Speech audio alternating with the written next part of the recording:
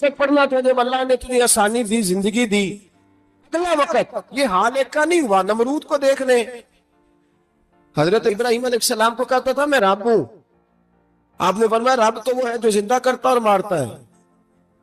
ایک موت کا قیدی بلایا، کہنے لگا ہاں بھائی کتنے دن رہ گئے تھے پھانسی میں؟ کہنے لگا جی پرسوں ہونی تھی، کہا جا تجھے آزاد کیا، لو میں بھی زندگی دیتا ہوں۔ ایک بے گناہ آدمی کو پکڑ کے قتل کر دیا، کہتا میں بھی مارتا ہوں۔ حضرت ابراہیم علیہ السلام کہنے لگے تو بیوقوفوں جیسی دلیلیں دے رہا ہے، چل اس طرح کر، میرا رب سورج مشرق سے نکالتا ہے، تو اگر رب ہے تو مغرب سے نکال کے دکھا۔ اب دلیل کا جواب کوئی نہیں تھا تو کہنے لگا پکڑو اور آگ میں ڈال دو۔ اللہ کے نبی کو آگ میں ڈالنے والا، یہاں ایک مچھر بیٹھا ہے، 400 سال حکومت کی اور خدائی کا دعویٰ کیا، یہاں مچھر بیٹھا تھا، چھینک آئی تو مچھر اندر چلا گیا۔ پہلے دربار کا ادب یہ تھا کہ جو آئے سجدہ کرے، اب اس کے سر پہ کوئی چیز مارتا تھا تو اسے سکون ہوتا تھا، مچھر تھوڑی دیر کے لیے اس کا دماغ چھوڑتا تھا۔ او بھائی یہ اس دھرتی پہ اللہ نے لوگوں کو نظارے دکھائے اور ہمیں سمجھانے کے لیے دکھائے، ہمیں تفکر کی، غور کی دعوت دی کہ دیکھ لینا، اپنے عمل کو پرکھنا۔ تمہارے عمل حضرت موسیٰ کے فرما برداروں جیسے ہیں، جناب ابراہیم کے فرما برداروں جیسے ہیں، یا بن کے بیٹھ گئے ہو؟ اب دربار کا ادب یہ ہے، بے بسی کا یہ حال ہے کہ جوتے لٹکتے ہیں دربار میں، جو آتا ہے جوتا کھینچتا ہے، اور ادب یہ ہے کہ 10 جوتے نمرود کے سر پہ مارو، اور 400 سال جوتے لگتے رہے۔ روتا تھا، جو آدمی آتا تھا منتیں کرتا تھا، کہتا تھا کہیں سے کوئی دوائی مل جائے گی۔ پاگلوں جیسی زندگی گزاری، پاگلوں جیسی سخت، وہ تو حساب، وقوع قیامت تو حساب ہوگا ہی۔ یہاں لوگ پاگل ہو کے مرتے ہیں، معاذ اللہ، نفسیاتی مریض ہو کے مرتے ہیں۔ یہاں آخری وقت اتنا سخت آتا ہے کہ دنیا موت کی دعائیں مانگتی ہے۔ میرے بھائی جب انسان ظلم کرتا ہے تو بھول جاتا ہے کہ شاید مجھے پوچھے گا کوئی نہیں، جب وہ زیادتی کرتا ہے تو بھول جاتا ہے، جب وہ کسی کا حق کھاتا ہے تو وہ کہتا ہے شاید اس کا تو وارث ہی کوئی نہیں جس کو میں لوٹ رہا ہوں۔ لیکن جب اللہ کی پکڑ آتی ہے، حجاج بن یوسف ظالم تھا، اس نے اچھے کام بھی کیے تھے۔ قرآن پاک پر زیر زبر آراب حجاج بن یوسف نے لگوائے۔ محمد بن قاسم کو ہندوستان سندھ کے علاقے فتح کرنے بھی حجاج بن یوسف نے بھیجا تھا۔ ساری خوبیاں اپنی جگہ پر، ظالم بہت بڑا تھا۔ کسی آدمی نے اس کے سامنے کونے کی طرح منہ کر کے ساتھ والے سے بات کرنی تو کہنے لگا میرے خلاف کیا، اس کو لے جاؤ، 2 ٹکڑے کر کے واپس لے آؤ۔ توتی بولتا ہے نا، اقتدار، جب کسی کے ہاتھ اقتدار ہوتا ہے نا، وہ چاہے ایک گھر کا ہی کیوں نہ ہو، وہ 10 بندے فیکٹری میں کام کرتے ہیں اور جو ان کا مالک ہوتا ہے وہ کہتا میں مالک ہوں، مجھے مانو۔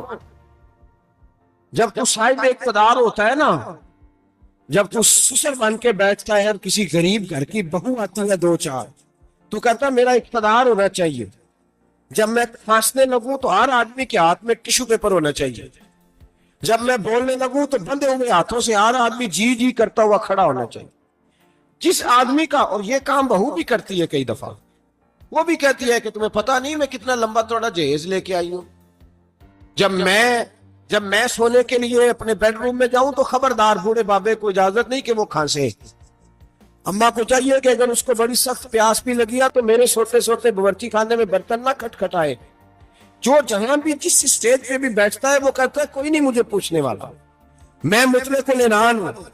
جوان بوڑھوں کا مذاق اڑاتے ہیں، سمجھتے ہیں شاید کبھی بوڑھے ہی نہیں ہونا، مذاق اڑاتے ہیں۔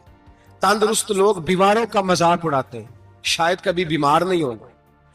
حجاج بن یوسف ظالم تھا، ظلم کرتا تھا، زیادتی کرتا تھا۔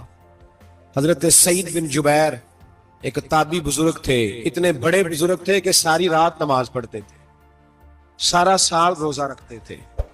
ایک دن انہوں نے منبر پہ بیٹھ کے کہا کہ حجاج ظلم سے باز آ جائے ورنہ اللہ کی لاٹھی بڑی بے آواز ہے۔ اللہ کی لاٹھی، اس کا کیا مطلب ہوتا ہے؟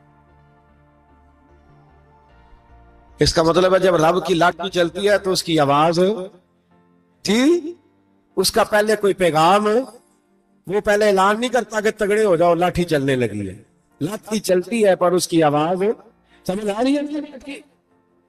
جمعۃ الوداع کے لیے تشریف لانے والے احباب خاص غور فرمائیے گا، حجاج بن یوسف کو پتا چلا کہ حضرت سعید بن جبیر نے میرے خلاف بات کی، بلا لیا، کہنے لگا تو نے میرے خلاف بات کی ہے؟ فرمانے لگے کی ہے۔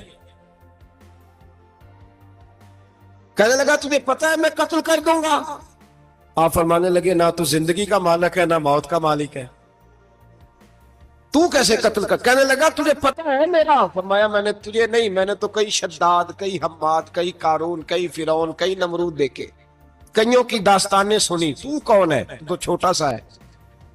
ایک جملہ ہے ملا جلال الدین رومی کا، بڑے درویش تھے، ایک بات کہہ گئے، کہنے لگے نمرود جتنے پیسے نہیں، فرعون جتنی حکومت نہیں، قارون جتنی دولت نہیں، ورنہ فرمانے لگے میرے زمانے میں بھی کئی لوگوں کا خدا بننے کو دل کرتا ہے، کئی لوگوں کا دل کرتا ہے، لیکن نمرود جتنے پیسے، فرعون جتنی طاقت اور قارون جتنی دولت نہیں، ورنہ ہو سکتا ہے لوگ دعویٰ کر جائیں معاذ اللہ ثم معاذ اللہ۔ یہ آج سے کئی سو سال پہلے وہ کہہ رہے، آج تو حالات بڑے ابتر ہیں، اس کی نسبت خطرناک۔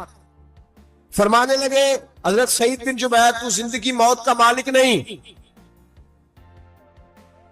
کہنے لگا پکڑو، قتل کرو اسے، لے جاؤ۔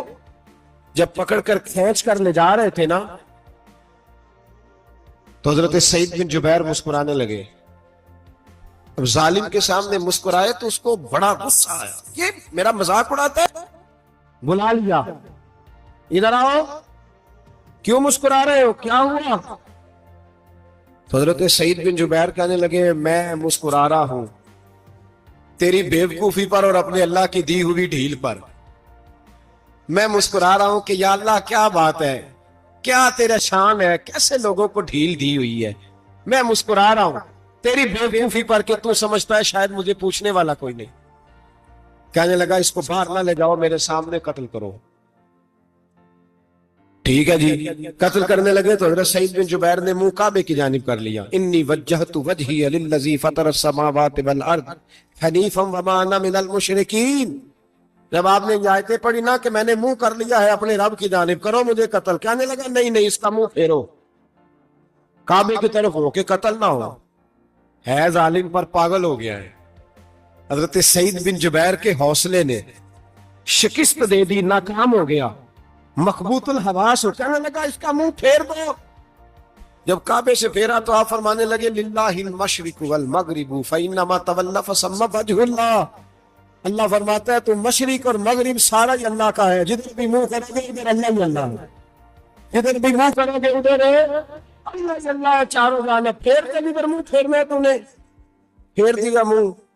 حضرت سعید بن جبیر کے گلے پہ خنجر رکھا تو آپ نے ہاتھ اٹھائے، کہنے لگے اے اللہ میرے بعد اسے کسی اور پر مسلط نہ کرنا، میرے بعد کسی اور پر مسلط نہ، بس میں آخری ہوں۔ جب آپ ذبح ہوئے تو اتنا خون نکلا، اتنا خون نکلا کہ لوگ کہتے ہیں جتنا اونٹ کے وجود سے نکلتا ہے، تر ہو گیا سارا اس کا دربار۔ ایک سمجھدار آدمی کو بلا کے کہنے لگا اتنا خون میں نے بڑے بندے قتل کرائے ہیں پر اتنا خون نہیں نکلا۔ تو وہ کہنے لگے لوگ مر جاتے، مرتے وقت ڈر جاتے ہیں، سہم جاتے ہیں، خون سکڑ جاتا ہے، لگتا ہے یہ شخص جب دنیا سے گیا ہے تو ڈٹ کے گیا ہے، یہ ڈٹ کے گیا ہے دنیا سے۔ حجاج بن یوسف رات کو سویا تو تڑپ کے اٹھا، کیا ہوا؟ گھر والے کہنے لگے کیا ہوا؟ کہنے لگے سعید بن جبیر خواب میں آئے اور کہتے ہیں اٹھ مجھے بتا تو نے مجھے کیوں قتل کیا، بتا کیوں مارا؟ اگلی رات پھر سویا تو وہی خواب، پھر سویا تو وہی خواب۔ گناہ نفسیاتی مریض بنا دیتا ہے، ظلم تجھے مخبوط الحواس کر دیتا ہے۔ جب تو زیادتی کرتا ہے تو اللہ فرماتے ہیں کہ تو اللہ کو بھولتا ہے، اللہ تجھے اپنا آپ بھلا دیتا ہے۔